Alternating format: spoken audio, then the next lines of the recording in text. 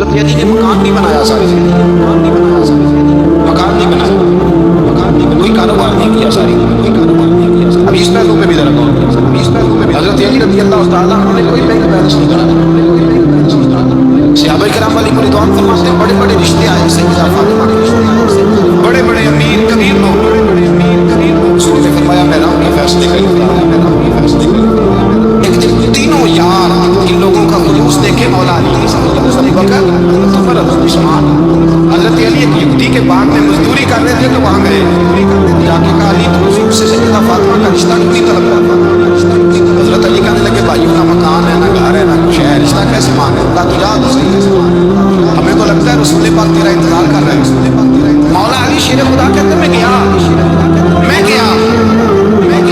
رسول کی بارگاہ میں گیا تو انہوں نے مجھے تیار کر کے بھیجا، مجھے لفظ بھی سکھائے کیا کہنے ہیں، لیکن جب میں وہاں پہنچا نا تو میرے اندر طاقت ہی ختم ہو گئی۔ سلام لے کے تو حضور کے پاس بیٹھ گیا، حضور نے فرمایا علی کیسے آئے ہو؟ میں خاموش، پھر پوچھا کیسے آئے ہو؟ پھر پوچھا کیسے آئے ہو؟ خاموش، کہتے دلوں کا حال جاننے والے رسول نے فرمایا علی فاطمہ کے لیے آئے ہو؟ فاطمہ کے لیے آئے ہو؟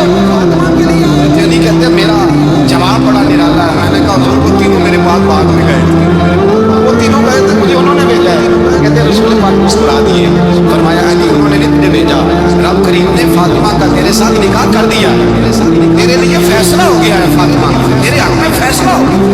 یعنی سیدہ فاطمہ کو بیاہ کے لے گئے تو حضرت زید بن حارثہ کے مکان، کوئی مکان نہیں، وہ بھائی دولت دیکھ کے بیٹی کی شادی کرتا ہے، سرمایہ دیکھ کے پھر دعا کراتا ہے، دعا کرے اللہ میرے داماد کو ہدایت دے دے۔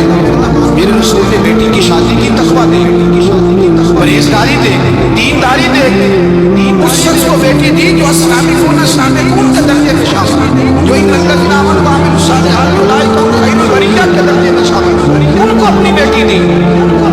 شیر خدا رضی اللہ تعالیٰ عنہ فرماتے ہیں کہ سیدہ فاطمہ الزہرا کو میں بیاہ کے لایا، سارے گھر کے کام فاطمہ نے کیے، میں مزدوری کرتا 2 گھنٹہ یا 1.5 گھنٹہ، زور سے اثر کے درمیان کام کر کے 2 کلو کھجوریں ملی تو مولا علی نے اٹھا کے